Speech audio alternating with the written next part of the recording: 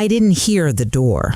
I felt it in the floorboards first, the way the old beams sighed when heavy footsteps made a decision for you.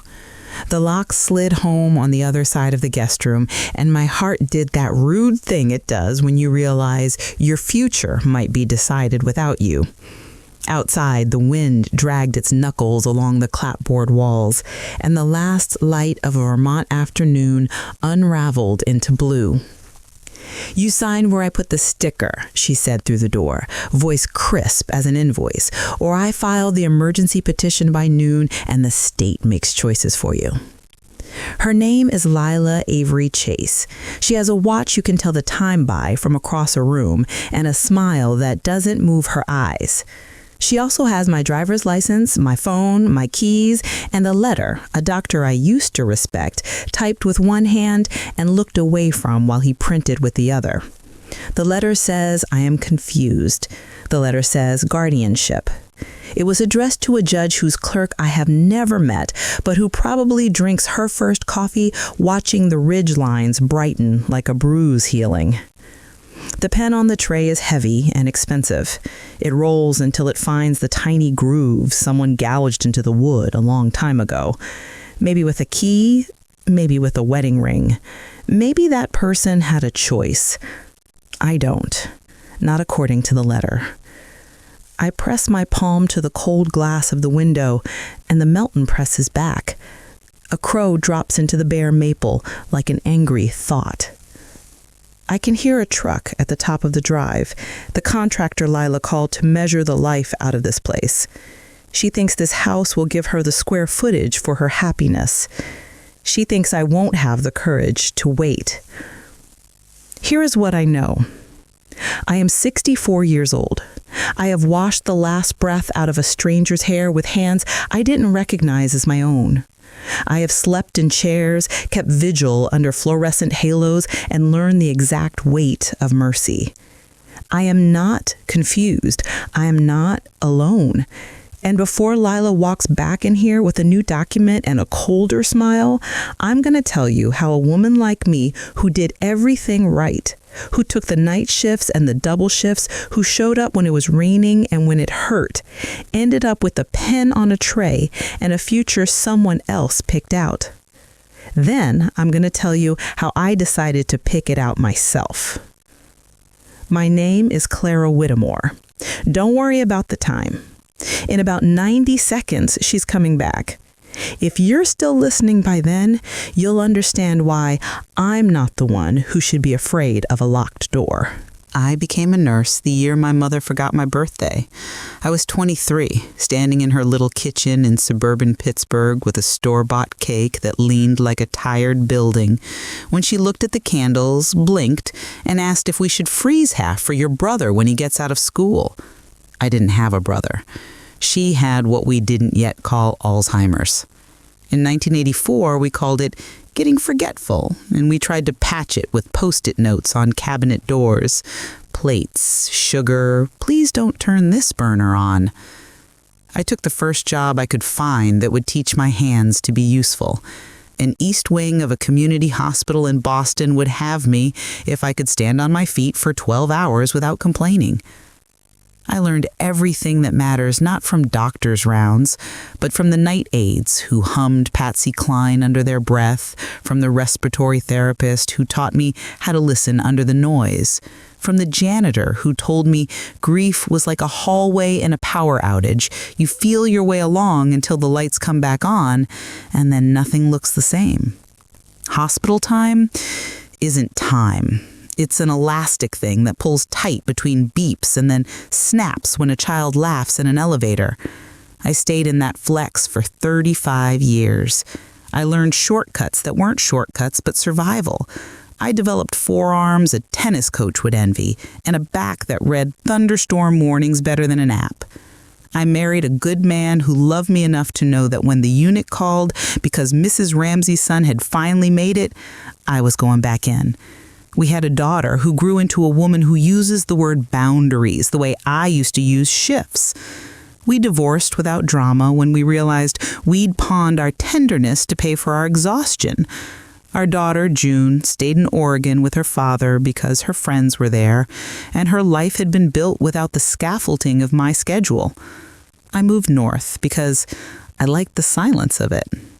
My mother died in a room I cleaned myself before I let anyone else in. I buried her on a hill you climb if you love the person you're visiting, and I promised I would never make anyone climb that hill for me while watching the weather. The promise sits in my chest even now, polite, insistent. On a Tuesday in late October, 3 years ago, an agency sent me a short email with a long fee attached. Private care, live-in optional, Parkinson's and a rough heart. Family means well, they always do. I drove up through the moody gold of Route 7 into a town where the diner knows your dog's name and the mechanic knows whose jacket you're wearing by the way the sleeves fit. Gray Bridge, Vermont has a post office with a bulletin board crowded with piano lessons, plow services, and a hand-lettered flyer for a poetry night that was mostly high schoolers reading poems about rivers and girls who didn't love them back. The big house sat on a knuckle of land above a small lake, with a porch built for sitting and a roof built for weather. His name was Thomas Avery. He was 78. Tall, and the way men are tall when they've been that way long enough, the world takes their compromises personally. He had been a professor, economics, then ethics, the combination we never get enough of, in Boston for decades, before he came back to the house his wife, Eliza, had loved. She died before I met him. In the front hall, there was a photograph of her, taken in a winter coat the color of happiness. Some people decorate with things. The Averys decorated with windows. "You're the one," he said when I walked into the den, and I thought it was the tremor in his voice that made my throat get tight. It was the way he looked at me, as if there might be a minute somewhere in the day that neither of us would waste if we had the choice. Parkinson's is a thief that takes what it wants and makes you thank it for leaving you the rest. We learned all the moves: a careful pivot to spare a shoulder, a stretch that looks like prayer but is practical as a wrench, counting pills into the cap like a rosary with instructions. He had humor that surprised you like a door opening when you thought it was a wall. "If I go down in the bathroom, you leave me there until I reclaim my dignity," he told me the first week, eyes a clear, unruly blue. "Then you call the fire department and tell them to send the tall ones." I made a schedule, then ignored it when the weather changed because bodies don't read calendars. I learned which cup wasn't really a cup, but a souvenir of the summer his daughter killed the car battery because she wanted to listen to the end of a song. I made soups that tasted like the word comfort, and tea the color my father liked when money was tight, and we made it last. I tucked his tremor into a rhythm, like two hands waltzing with the beat only they heard. His daughter, Lila, came up every other weekend in a car that smiled with too many teeth. She wore City, even when she didn't mean to. 2 phones, 1 laugh for each. She would kiss her father's head and then talk to the house manager about gutters while the lake considered itself. She was generous with things that came in boxes and stingy with things that require time. People like that taught me long ago that generosity and love are cousins who don't always speak. The first time she met me, she gave me a gift card to Whole Foods and a smile that didn't make a sound. She said, "We like organic," as if that covered something that splashed. "He's particular." "So am I said, and watched the glance she gave me as if I had used the wrong fork. The weekends were good for him when she was late, and better when she had a cold. He would ask for stories, and I would tell them about the woman who brought a walnut cake to the unit because her husband loved nuts, but they gave him hives. about the janitor who saved 3 lives and told no one because he thought people would make it about God and he felt weird about God. About my daughter's dog, an anxious rescue who cried when trucks shifted gears. Sometimes he would talk about the world and make me believe in it again. Other times he would take my hand when the trimmer had gotten mean and say my name like it was a promise kept. Thomas called me Whitmore, the way you call a person you trust by the name that comes with their spine. On a Wednesday after Thanksgiving, he asked me to write a phone number down on the pad he kept by the radio. Ruth Kaplan, he said. Elder law. Not for me. For later. I wrote the numbers neatly because I still believe you owe respect to what might save you. You're much better at planning for later than most people, I said. Teaching 20-year-olds about compound interest will do that to a man, he said, and we both smiled. Then a week before Christmas, he told me about the trust. He made something that lives longer than me, he said, looking at the lake like it might endorse the idea if it liked the paperwork. It's for scholarships, caregivers, nurses who stayed through 3 managers and a broken budget, a small foundation with a tiny name, no one famous attached, no galas with salmon, just checks that arrive in the mail with a note that says, "We see you." I didn't cry, but I had to hold the kettle with both hands a minute to make it honest. That's good, I said, because the right thing does not require compliments. It requires witnesses. His daughter didn't like paperwork she didn't write. I learned this the day she found the draft of a letter on his desk. She held the paper up like a glove you know isn't yours. "What is this?" she asked him. And his face did the thing Parkinson's faces do when they still want to be the old faces. It pretended nothing had changed. "It's a letter," he said. And for a moment I loved him, in a way that doesn't have a category because it isn't allowed one. "To whom?" she asked, clipped like a hedge. "Is the foundation sending checks?" "To whom," he said with that professor's amusement tugging the edges of his words, "is not the part you're asking. You're asking how much." She made the face people make when you decline to play the game they rigged. "I'm asking to be included," she said. "You are included where you want to be," he said gently. "You did not want to be in the places that smelled like bleach and kindness. That disqualified you for this conversation." She looked at me then, a precise glance. There, that one, the one who doesn't look away. I looked back. He died in March, the kind of March that can't decide if it's winter or a promise. It happened at night, as it often does, when the body thinks no one is watching. His heart was a musician who played one last long, elegant note and then set the instrument down. I have been in rooms when the air changes like that. It always feels like a door closing in a building you thought was weatherproof. I sat with him because I don't believe in administration entering first. I called the number on the corkboard for the on-call called the doctor called the time. That's how we clean up after endings. The next morning, Lila arrived with sunglasses and an entourage of quiet men who knew how to look busy while holding nothing. She cried in the foyer the way television tells you to cry. You dab, you inhale, you ask for water, you won't drink. She hugged me, and there was no person in the hug.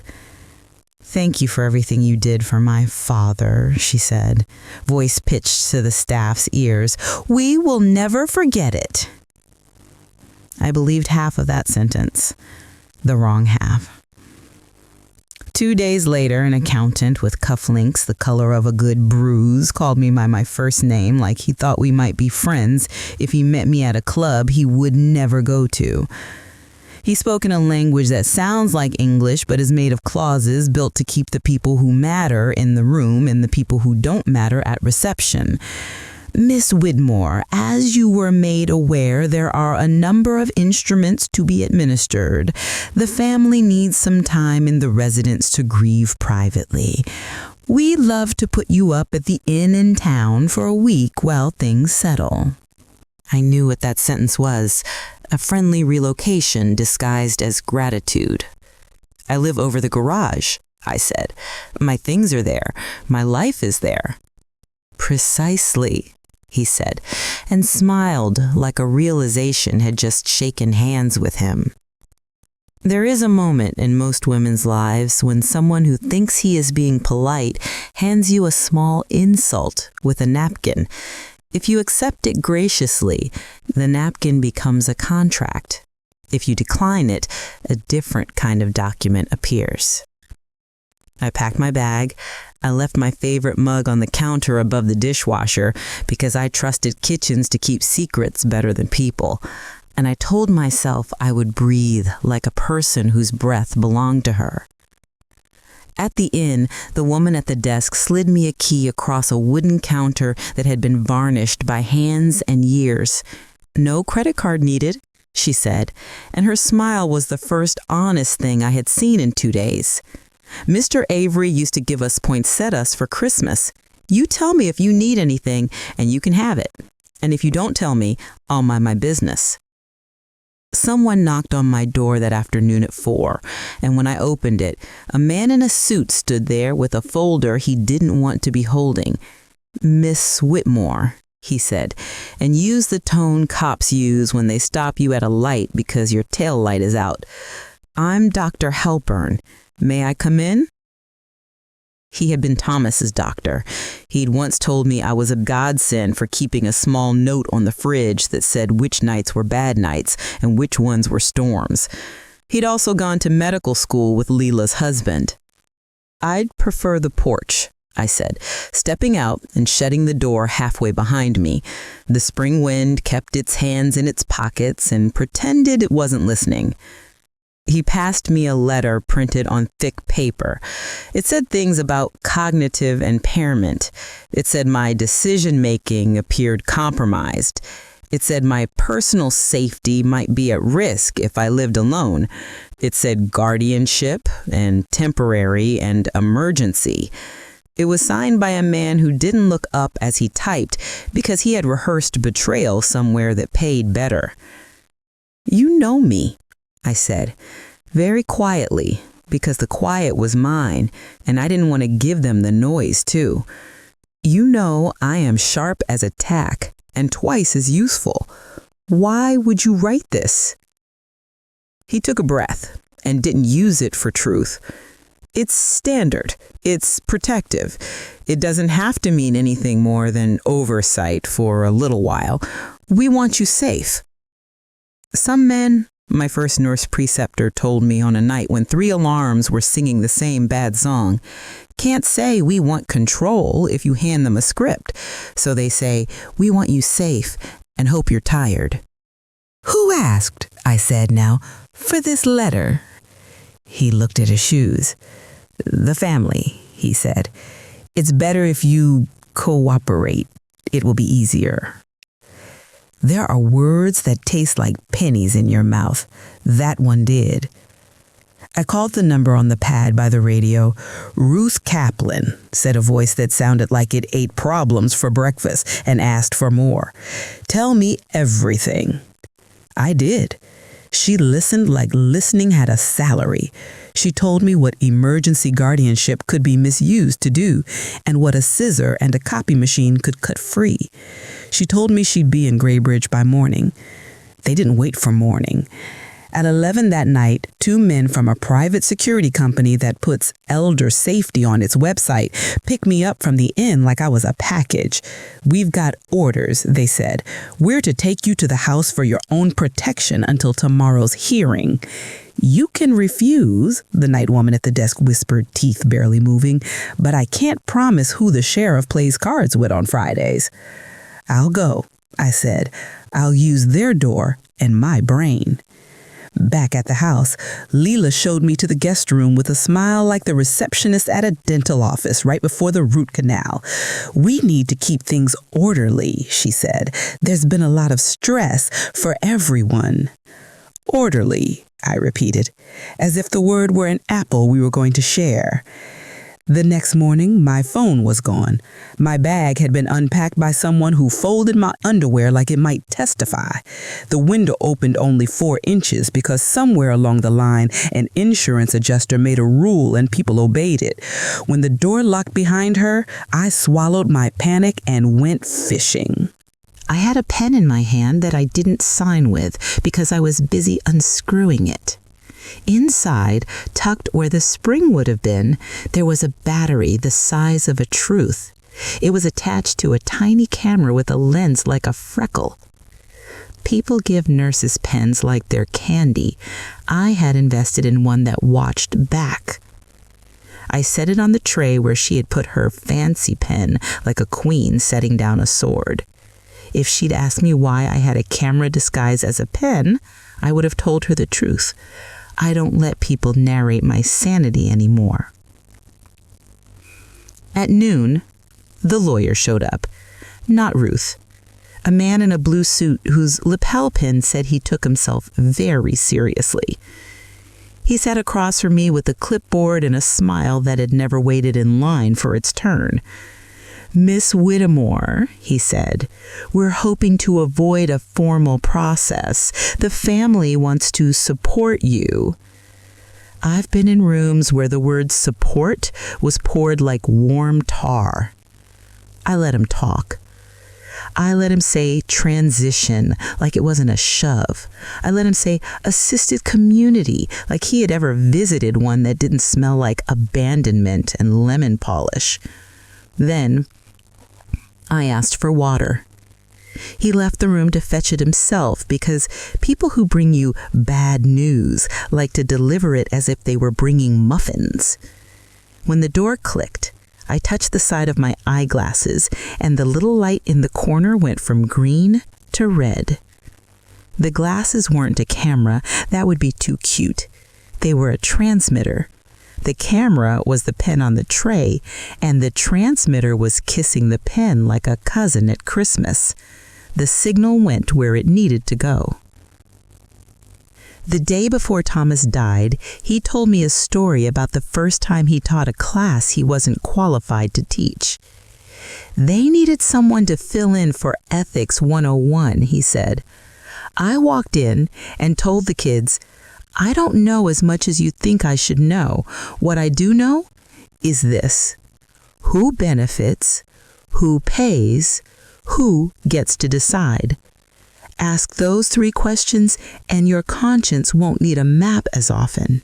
I ask them now, who benefits, who pays, who gets to decide? Not me, not me, not me. Lila came back at 3 with my driver's license in a form with little flags telling me where to put my name. Her perfume reached me before she did. It smelled like a hotel lobby full of good intentions. "Sign there," she said, tapping the page. "This just appoints me to make health decisions with you if you are unable." "Unable," I said, like it might be the name of a town I'd never visit. "What does the judge need to see so he agrees with that word today?"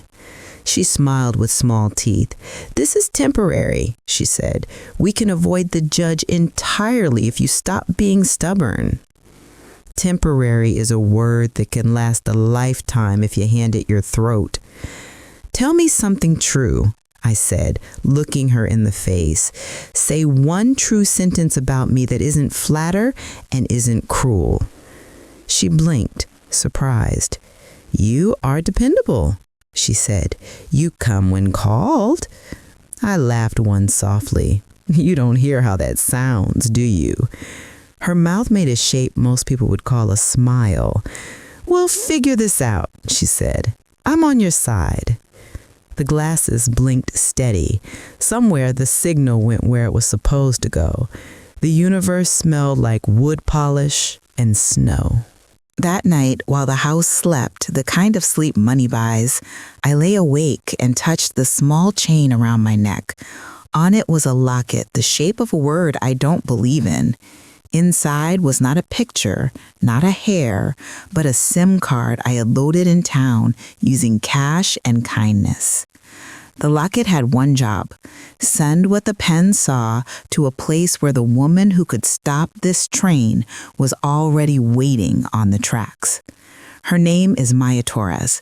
She anchors the evening news for a station that gets snow closings right and cooks segments wrong. She also grew up 3 blocks from me in Pittsburgh and has a mother who once kissed my forehead in a kitchen where the radio was the only thing that worked right. When she picked up the phone yesterday, because the name on the screen said Whitmore, I could hear the city in her hello. "What's wrong?" she said. Not, "How are you?" I told her. She said, "I'm listening." And then record everything. Do not be alone with them without having a witness, even if that witness is a wall. I looked at the wall now. It had a painting of a boat on water that was lying about how calm it was. I didn't have to be alone. The wall worked for me. The house manager, a man named Jonah, with hands like timber and a mind like a ledger, brought me breakfast on a tray at 7. He put the tray down and looked at me with a sadness he didn't bother to hide. "She told me to stand outside the door," he said. "I'm standing outside the door." "How long have you been standing outside doors?" I asked, pouring coffee I didn't want. He said, "Long enough to know when someone deserves to have one opened." And his face did something that made me foul his name under useful. At 9, the lawyer in the blue suit returned with a woman wearing pearls that looked suspicious of their own value. This was the guardian ad litem, which is a fancy way of saying person who decides for you without having to live with the decisions. She asked me questions with her head tilted politely to the left, the way people do when they want to look like permission. "Do you know what day it is?" she asked. "Wednesday," I said. The kind of Wednesday people use as an excuse. She wrote that down. People like her always write resistant to care when what they mean is refuse to be bullied. She toured my mind like a brochure, pausing in rooms she thought were pretty. She asked me who the president was, as if my answer could clean her hands. At 10, the snow began, the way Vermont snow often begins, which is to say, like it had been waiting just out of sight until it could make an entrance. The lake put on its great coat, and the trees put their shoulders up. At noon, Ruth called from the road. "I'm 5 miles out," she said. "The hearing's been bumped, but don't sign anything, not even a delivery receipt. Then, also, you're live." "Live where?" I asked, and she sighed the sigh of a woman who has saved more than one person by being exactly where she said she would be. "Maya has the feed," she said. "That pen of yours sends better pictures than my phone. Keep it on the tray." At 1, Lila came in alone. She shut the door and leaned against it like she was about to confess to a friend she'd borrowed a dress and spilled wine on it. But what she said was this: "You and I could make this easy." "Say the rest of the sentence," I said. "Don't be theatrical," she said, which is what people say when your pain has the audacity to sound like poetry and their greed can't compete. "Say the rest," I said again, because in my experience, the part they wanted to skip is the part that matters. "I filed the petition," she said slowly, like she was reciting a recipe. "I assume temporary guardianship. You move into Maple Ridge Assisted Living in Rutland. We sell the house. We manage the foundation's obligations. We move forward." "We," I said. "We manage. We move." I let the sentence hang there like a wet sheet on the line. "What do I get?" "You get care," she said. "You get a room with a bed someone else made and an activity board with colorful fonts. You get to let go." Of what? I asked. Of pretending, she said, and smiled softly, like she believed the lie was a kindness.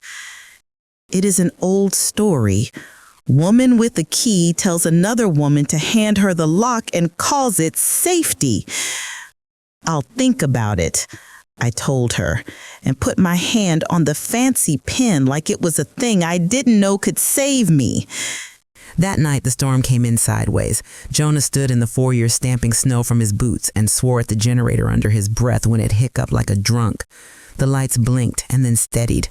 The house liked to be the one doing the considering. It didn't enjoy being forced. At 8, a car tried the driveway and failed. At 9, it tried again, and there was shouting at the top of the rise where the big maples leans in to listen. At 9:30, the lights went out and the house exhaled, and when the generator kicked in, the hallway took on the red glow of a submarine in an old movie. I was not afraid. Fear is useful until it isn't. Then it's just heavy. Instead, I was something else. Calm like the second hand on a wall clock in a family lawyer's office. Patient like a nurse at 3 a.m. with a patient who wants to talk about a dream that smelt like oranges. The red light made everything look like a warning. Lila and her husband Evan had come alone to avoid the plows. Now they were trapped in a house that knew their names. Their voices bounced down the hallway like tennis balls without an umpire. "I told you to handle the doctor," she hissed. And his answer came back oily, expensive. "I handled him. He handled it." "Then why is Kaplan's Subaru in the drive?" she said. And the silence that followed that question was the first honest silence of the day. I took the pen from the tray and put it in the pocket of my robe. It had done its job. I didn't need it to watch anymore. I needed it to fly. I slid off the bed, opened my door, and stepped into the hallway like a woman who lives there. "Clara," Lila said, trying to smile again, "what are you doing out of your room?" "Stretching my legs," I said. "Old habits, night rounds." "Go back inside," Evan said. "The kind of man who believes he is courteous because he learned to say please when he was 6. The power is out. It's not safe." "Not for me," I said. "No." I walked past them. I was a ghost in their house. I belonged to no one and nothing except my name. The generator room is off the mud room, near the back door where the boots sit in a patience any religion would admire. I went there because I wanted to know if the engine that pretended to be a heart could be trusted. Jonah was there with a flashlight in his teeth, hands deep in a panel. He glanced up, saw me, and did not ask why. "Storm knocked a limb across the line," he said around the metal of the light. "We're on diesel and stubbornness." "Good," I said, and the pen in my pocket hummed once. A small affirmation, like a kitten. Behind us, voices rose. "You should have told me about the trust. You should have told me there was a clause." "I didn't know until I looked," she said, and there was a shred of the little girl in there, the one who had wanted to listen to the end of the song and killed the battery. "Who buries a clause like that?" "Someone who expected you to be exactly who you are," he said. "Read it again." I already had. I'd found it the night before after the house manager slid a folder under my door like contraband. The clause said this: "If any family member seeks to appropriate the foundation's funds for personal use, their inheritance is reduced to a stipend enough to fund a 1-bedroom apartment and a sensible car." Thomas had a sense of humor about consequences. "Is this what you want me to see?" Jonah whispered, eyes flicking to the hall. "I want you to hear what they are when they think they're alone," I said. "And I want you to remember it when a judge asks." "Why me?" he said. "Because you keep the lights on," I said. "They only know how to flip switches." We stepped into the hallway, and the house conducted our footsteps like a choir. In the library, books sleeping like children do when they've become furniture, voices doubled. Ruth stood by the bay window, coat still on, hair a halo nobody owed money to. She held 2 folders like weapons that don't draw blood, but in wars. "We can do this civilly, or we can do it the way you like things, loud." Evan laughed once. He said, "Counselor, whatever you think you have." She said, "Stop." And her voice did the thing that makes men who are used to being obeyed become interested in listening. Whatever you think you can hide will be on a screen at 6. What screen? Lila asked, and looked toward the dark television on the wall as if it might flicker with judgment. Channel 7, I said, and stepped into the doorway. Maya's voice found us through the red light, through the generator's throat, through the pride of people who don't get scared properly and confuse that with being brave. Tonight, an exclusive from Graybridge where a caregiver claims she's being forced into guardianship by the family of the man she served. We have recordings. We have the doctor's letter. We have questions. Evan moved first, because men like him do when the world stops agreeing with their confidence.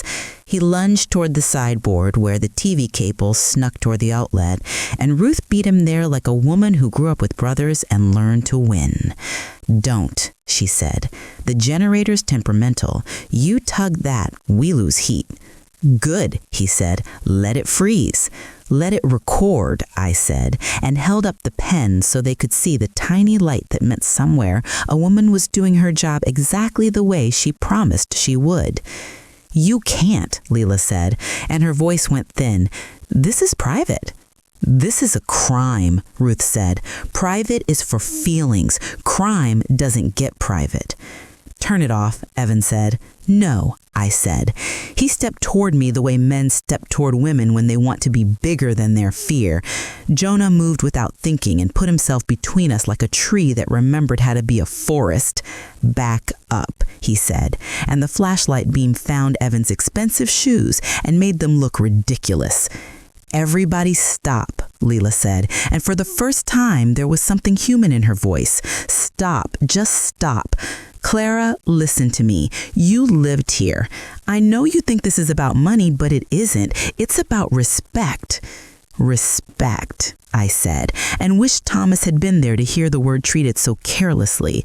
Say what you mean. You think you understand my father, she said, and the little girl climbed over the woman for a minute and lost. You think because you were there when he broke a glass or when he told a story he never told me that you have some kind of claim. But I knew him when he was not generous, when he told me I was selfish because I wanted to move to New York, when he said no to a summer program because the dates collided with the family trip I didn't want to go on. You met the best of him because there was less of him left to fight you with. I let the snow talk for a second against the window. I met the rest of him, I said. I met the man who had learned he was wrong and was trying to die right. You don't get to decide what that means, she said. Neither do you, I said. He did. He did, and he wrote it down. Ruth put the folder on the desk. Here, she said. Read your father. Lila picked up the paper like it was a dog that might bite and started reading.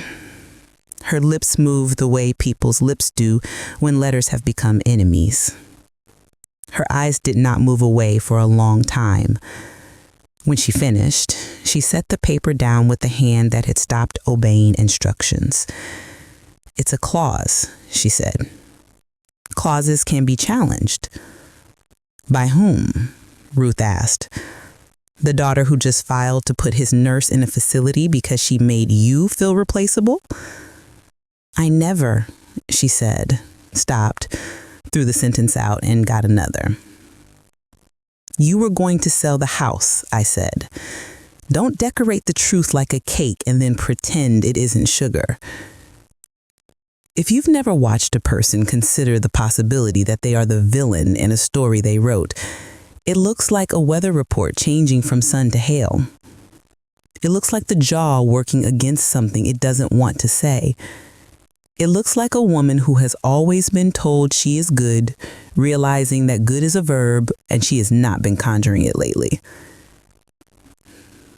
Leave, she said to Evan, and he did not move. Leave, she said again, and he laughed and did not move. She looked at me. You were never supposed to be this hard. I was never supposed to be this easy, I said. The sheriff arrived at 10 with cheeks red from the walk up the drive. Her name was Elena Pike, and she had the steady patience of a person who has had to talk to people who think their money is map. Maya's camera trucks arrived behind her the way weather arrives after a smell, and I watched from the top of the stairs as the front hall filled with friction and flash. "Miss Whitmore," the sheriff said, looking up at me like I was a person, "you want to step down and tell me what the hell is going on?" "I've been asked to sign my life away," I said. "It turns out I can still hold a pen." She asked for the papers. Ruth had them ready. She asked for the security company's orders. Jonah had those. She asked for the doctor's letter. I handed it to her with a Post-it stuck to the top that read, "Ask him who pays his golf fees." "Cute," she said, but there was respect under it. She asked if I felt safe. I said yes, in this room, in this moment, because you took off your hat when you came inside and you didn't look at my hands for shaking. She asked if I would like to file a complaint. I took a breath and said the word that has rescued exactly as many women as it has exhausted: yes. By morning, the petition had been withdrawn pending further review. By afternoon, the doctor's office had put me on hold long enough for Jesus to return. By evening, Maya had run the first segment with the warning that more would follow, and my name was a hashtag I didn't ask for. By the end of the week, my daughter had called me from Oregon, voice tight, body moving across a different kind of winter. "Mom," she said, "why didn't you say anything?" "Because I didn't want you to fly across a country to fight a fight I was built for," I thought, and didn't say. Instead, I said, "because I thought I could outstubborn a system by myself." "You can," she said, and I laughed, a little ashamed of how proud that made me. I would like to tell you that was the end, that the judge looked at the paper, shook his head, and told Lila in a stern fatherly voice to go stand in a corner and think about what she'd done. That is not how systems work. Systems require hearings. Hearings require nerves. Nerves require stamina. Stamina comes, for women like me, from coffee and rage channeled like a river into a turbine. The courthouse in Bennington has a hallway that smells like pineapple cleaning fluid because someone once spilled something sweeter than a subpoena there, and they never could get it to leave. I wore my best sweater and the scarf my daughter made when she thought she could knit emotions into garments. Ruth wore a suit that said politely, "Absolutely not." The judge had a face that had seen men lie and women tell the truth, and the opposite, and had forgiven neither. He listened. He asked questions with his eyebrows. He read. He called a recess to consider, and probably to ask his clerk how to spell a word he didn't want to misspell. He came back and said the word that matters in a room like that: denied. The emergency guardianship was not granted. My phone was returned with apologies that were written down by no one. The private security company took their caps off and looked at the floor. The doctor sent a letter with the words miscommunication and review in it like talismans. Lila did not look at me because some women are not taught how to make an apology in public. They only know how to hold a grudge. Evan looked at me like a man looks at the patient he cannot bill because she went out of network and got better. There were other hearings. Papers were filed and answered and filed again. The foundation's clause stood up on legs I didn't know paper could have. The house stayed a house and refused to become square footage on a listing. The trust was administered by a woman with a braid thick enough to coil in a drawer and a heart that beat exactly where you could see it. The first scholarship check went out in June. It was addressed to a man named Lewis, who had quit the hospital to take care of his father and thought that meant he had quit mattering. The note said, "We see you." I wrote it. There are things you don't get back. The quiet of believing a doctor's letter is always a good letter. The faith that family is a verb and not a weapon. The idea that a locked door means safety and not a plan. There are things you do get back. Your name, the breath you hold at the window, the way hot coffee tastes when you didn't have to ask permission to make it. Lila was charged months later, not with the crimes that make television good, but with the crimes that actually do the damage. Attempted unlawful restraint, fraudulent petition, undue influence, paper things that cut flesh. People asked me if I wanted to speak at her sentencing, and I said I would rather write a check to the scholarship fund and call it even. I did. It felt like winning an argument with a storm. When Maya asked if I wanted to come on the air in person one evening, I wore the scarf again. On camera, lights make you into a painting you didn't authorize. She sat across from me, and I could smell her mother's kitchen on her, because some smells don't wash out of a person, even when the network buys your dry cleaning. What would you say, she asked, to the women watching who think this couldn't happen to them? I would say it can't until it does, and then you are who you were the entire time, which is to say brave enough to ask 3 questions. Who benefits? Who pays? Who gets to decide? And if the answers don't include your name, stop signing things. Is there anything you regret? She asked.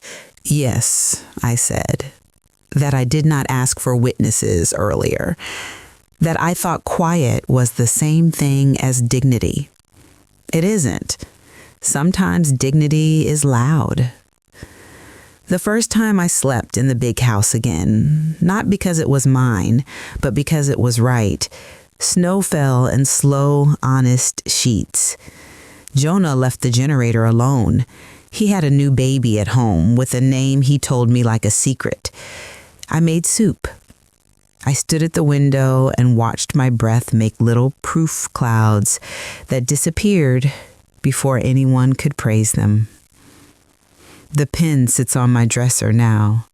Sometimes I pick it up and feel its weight and think of the day my name didn't belong to me and how it does again. I do not need a device to make me brave anymore. But I keep it because some tools are talismans too. Do you want to know the thing that still surprises me? It is not that I was almost tucked into a room with a floral bedspread and an activities calendar that lists bingo as an event. It is not that men in suits can turn their coats inside out so quickly the lining is still warm. It is this, that a house can keep faith with the people who loved it better than some people can keep faith with their blood. Houses remember. They sigh when you cross the floor because they want you to know they heard you. I see Thomas sometimes when the light hits the lake in that tricky way that makes you believe in the other side of things. He is not a ghost. He is the part of a good man's choices that keep doing their job after the good man is no longer available for comment. He says my name, Whitmore, in the way that made my spine feel like a pledge. He says, good, not because I beat his daughter in a courtroom, because I did not allow the quiet to eat me. There was one more conversation with Lila. It happened in town, of all places, in front of the library, where the bulletin board finally retired the flyer for poetry night and put up one for a bake sale with cookies that look like the state of Vermont if you squint. She was alone. No car with teeth, no pearls. She looked like a person whose luck had gone into the shop. Clara, she said, and put her hands in her coat, because some people need to hold themselves to speak truth. I didn't know he loved you. I didn't say he loved people. I didn't say love isn't the pie you think it is. I didn't say the line I saved for myself. We could have been allies. What do you want? I asked, because sometimes you have to ask the question so the other person can be honest with themselves, even if they won't be with you. I want to stop thinking about the claws, she said. I want to stop thinking about the night with the red lights. I want my father to be easier. You want your childhood back, I said. We all do. I wanted the house, she said, and laughed once, a sound that had nothing to do with joy. Not because of the square footage, because I wanted to win something that belonged to him, and he gave it to himself. No, I said. He gave it to the versions of himself he hadn't been in time. That is a different kind of generosity. She nodded once at something beyond me. Don't let them write me as a villain. I won't, I said, though I knew by then that stories pick their own adjectives. But you should stop giving them the best sentences. We parted like people who have to share a town and a weather report. I watched her walk to a car that looked like it might be borrowed, and thought about June and her word, boundaries. You teach your children how to love you by how you love yourself. I had failed at that for a while. Then I had not. On the night the 4th scholarship check went out, I made a list of the names I would never say on camera and the names I would always say if asked. On the first list, the doctor who typed without looking, the lawyer who smiled like a fence, the man at the private security firm who called later to clarify that his men were only following instructions. On the second list, Ruth, who did not blink when the generator hiccuped. Maya, who held her station's ethics like a plate of cookies and passed them around. Jonah, who stands outside doors and waits for his moment to be a hinge. June, who said boundary like a blessing. My own name went on that second list too. It felt like a little girl in a kitchen in Pittsburgh saying her birthday out loud so she won't forget it. You want to know how it ends. That's fair. People like endings. They hope endings are contracts with beginnings. Often they aren't, but sometimes they are. The house did not sell. The foundation's board met in the dining room where deals used to happen over salmon and now happen over sandwiches that drip onto napkins that become notes. We read applications and cried more than men think professional women do. We wrote checks. We wrote names on envelopes with flourishes because sometimes a flourish is a form of respect. I moved into the caretaker's apartment behind the kitchen because I like the way it smells in the morning when light lays down on old wood like a cat. I keep my mother's tea tin on the counter. I visit the hill where we put her when the road is clear and I don't have to watch the weather. I tell her I did what she would have done if the words had been available to her. She tells me I'm not the only one who remembers how to be a wall. When people write to me now, they ask how to avoid what almost happened. I tell them truthfully, I'm not in the business of guaranteeing futures. I am in the business of naming rooms. In your house, there's one for fear and one for fatigue and one with a door you've been avoiding because someone told you it leads to selfishness. It doesn't. It leads to the yard. Go outside, breathe, ask your questions. If you don't like the answers, don't sign. Sometimes, late at night, I take the pen apart and put it back together. It reminds me that complicated things can be disassembled and made simple once you understand where the spring is. It reminds me that small lenses see as much as big ones if you put them at the right angle. It reminds me that people who say, "for your own good," are often late to their own appointments. The wind makes its old arguments across the lake, and the house sighs like it learned to forgive. The generator sits quiet, wounded pride healed and waiting for the next storm. The boat in the painting looks like it could finally take the risk of choppy water. If you're still listening, if you're sitting at a kitchen table with a letter you don't like the sound of and a pen that feels heavier than it should, I want to tell you something I wish someone had said to me earlier. There is nothing wrong with demanding an audience for your courage.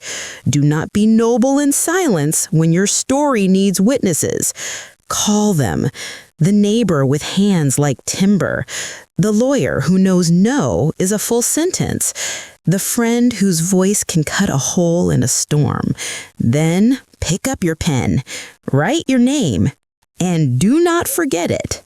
The day I turned 65, the lake was a mirror and I didn't trust it. I prefer water that tells you what it is. Maya drove up with a camera no one turned on. She brought a cake that leaned like a tired building, and we laughed until our coffees went cold. June sent a video of her dog deciding the couch was his boundary, and who were we to judge? Ruth called from a courthouse where that morning a woman I will never meet got to keep her own keys. We cut the cake with a knife that had belonged to Eliza. We ate on the porch.